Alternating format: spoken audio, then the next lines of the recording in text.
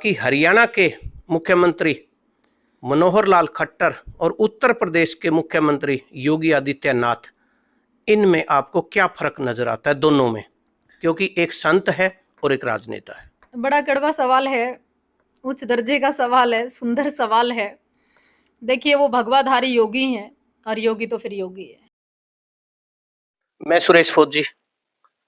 इस वक्त आप तस्वीरें देख रहे हैं देवाधाम बरात से, जहां पर हमारे सामने सनातन धर्म की सच्ची सिपाही इस वक्त आपके साथ जुड़ी है, साध्वी देवा ठाकुर जी, जो कि किसी पहचान की मोहताज नहीं है, जो कि अपने धर्म के लिए और समाज में फैली हुई बुराइयों के लिए बिल्कुल आगे बढ़कर काम करती हैं और हमेशा तत्पर रहती हैं।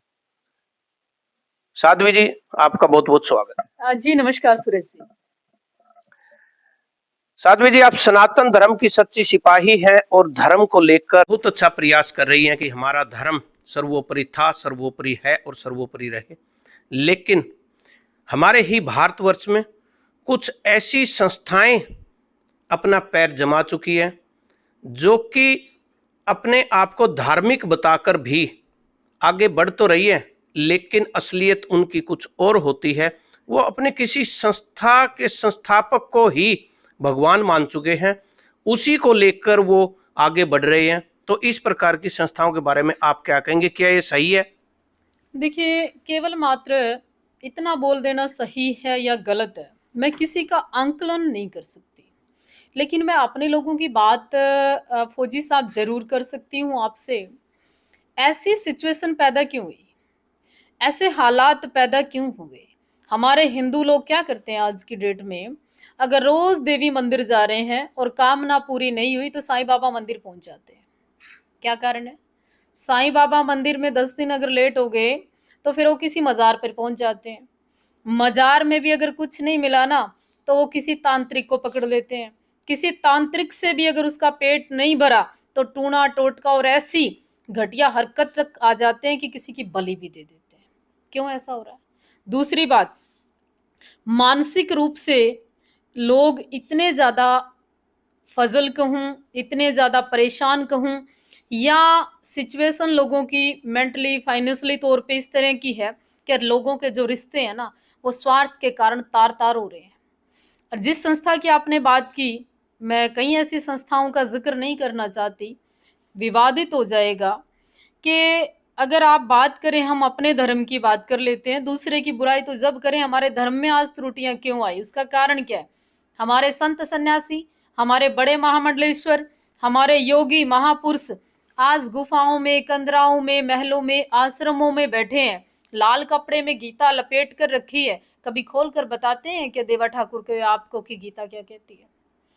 कभी आम व्यक्ति को भी वहां चाय बर्फी मिलती है क्या?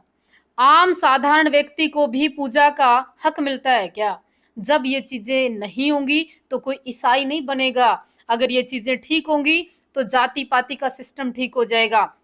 जब हमारे मंदिरों में सबको बराबर सम्मान मिलने लगेगा तो मुझे लगा है कि लोग उच्च कोटि के स्वयं होने लगेंगे। ना फिर ओम शांति में आपको कमी नजर आएगी, ना आपको बौद्ध में कमी नजर आएगी, और ना जो लोग ये धर्म पथ से भ्रमित हो रहे हैं वो होंगे। तो ये मेरा ऐसा मानना है। साध्वी देवा, पुराने समय की, अगर प्राचीन समय की बात और इतिहास देखा जाए तो उस इतिहास में ऐसा देखा जाता है कि जो धर्म था वो धर्म राजतंत्र के ऊपर भारी होता था। अगर किसी राजा के द्वारा कोई गलत काम किया जाता था तो ऋषि मुनि उसको सजा भी देते थे और उसको माननी होती थी। लेकिन बदलते समय और बदलते परिवेश में आज धर्म के ऊपर राजतंत्र कहीं ना कहीं भारी होता हुआ दिखाई दे रहा है, यानी कि धर्म के फैसले भी राजतंत्र करने लगा है, ऐसा दिखाई पड़ रहा है। तो इसमें किस प्रकार सुधार हो सकता है और ये किस प्रकार बचा जा सकता है? इससे हमारे धर्म की रक्षा कैसे हो सकती है राजतंत्र से?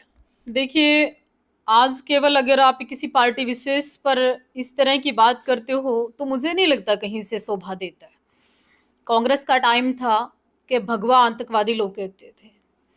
कांग्रेस का टाइम था, कहीं साध्वी कहीं साधुओं को इस तरह से प्रताड़ित किया गया। कांग्रेस के समय में अगर कोई संत था, उसको देखिए आप उठाकर स्टोरी, कितने संतों के साथ क्या क्या किया गया। दूसरी बात, आज देश के अंदर भगवाधारी सरकार है ना, तो आज सम्मान होता है। आज राम मंदिर बना, धारा 370 टूटी, गाय को लेके एक उच्च कोटि की सोच लोगों में आई। भगवाधारियों का सम्मान बड़े बड़े मंचों पर होता है। भगवाधारी जब मंचों पर पहुंचते हैं तो नेता अभिनेता बड़े बड़े दंडवत होते हैं। एक समय था कि भगवाधारियों को कोई मंच पे नहीं बिठाता था। तो ये परिवर्तन तो मुझे लगता है कि भाजपा सरकार के अंदर अच्छा हुआ। साध्वी देवा, आप राजनीति की बात करते हैं, राजनीति में एक अलग पहचान है, तो मैं एक सवाल और पूछना चाहूँगा कि हरियाणा के मुख्यमंत्री मनोहर लाल खट्टर और उत्तर प्रदेश के मुख्यमंत्री योगी आदित्यनाथ, इनमें आपको क्या फर्क नजर आता है दोनों में? क्योंकि एक संत है और एक राजनेता है। बड़ा कड़वा सवाल है, उच्च दर्जे का सवाल है, सुंदर सवाल है। देखिए, वो भगवाधारी योगी हैं और योगी तो फिर योगी है।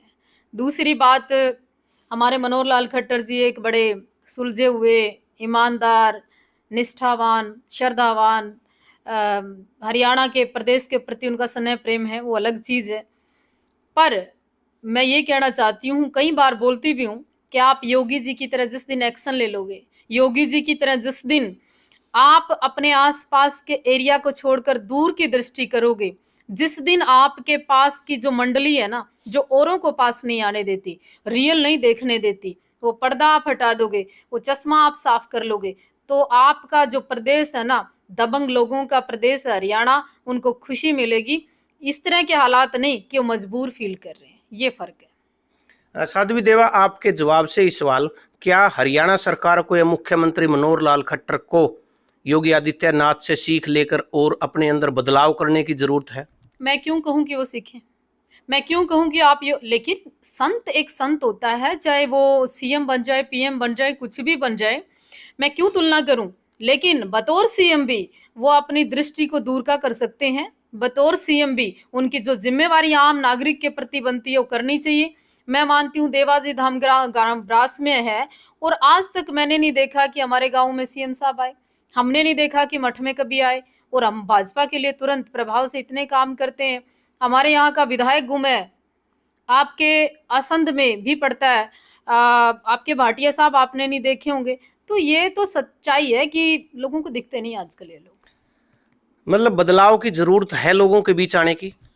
बदलाव नहीं, इन लोगों को लोगों की रियल पीड़ा देखनी चाहिए, इन लोगों को उनके दर्द को महसूस करना चाहिए, इन लोगों को ठीक और गलत में फर्क महसूस करना चाहिए। ये नहीं कि भाई एक अच्छे बिजनेसमैन, अच्छे व्यापारी या अच्छे धनाढ्य लोग ही आसपास रहें, सिर्फ उन्हीं की बात सुनी जाए, उन्हीं को मंच पे बिठाया जाए, उन्हीं 5-7 लोगों की बात ही चर्चा में रहे। नहीं, आम नागरिक जिसके प्रति, जिसके दिल में इतना प्रेम हो, स्नेह हो, समाज का भला करने की आप कोशिश कर रहे हो, तो आपको भी कभी कभी फोन करके पूछ लेना चाहिए कि फौजी साहब क्या हाल है, घर पे सब ठीक है। मन की बात जब प्रधानमंत्री इतने लोगों से कर सकता है, तो हमारे प्रदेश का सीएम भी आपकी मेरी पीड़ा सुन सकता है, क्यों नहीं सुनता।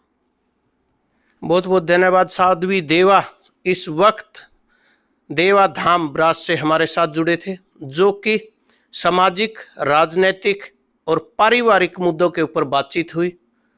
जल्दी ही भविष्य में किसी और इसी प्रकार शख्सियत के साथ आपकी बातचीत होगी। तब तक देखते रहिए भारतमणि इंडिया। जय हिंद, जय भारत। साध्वी देवा जी, आपका बहुत बहुत धन्यवाद।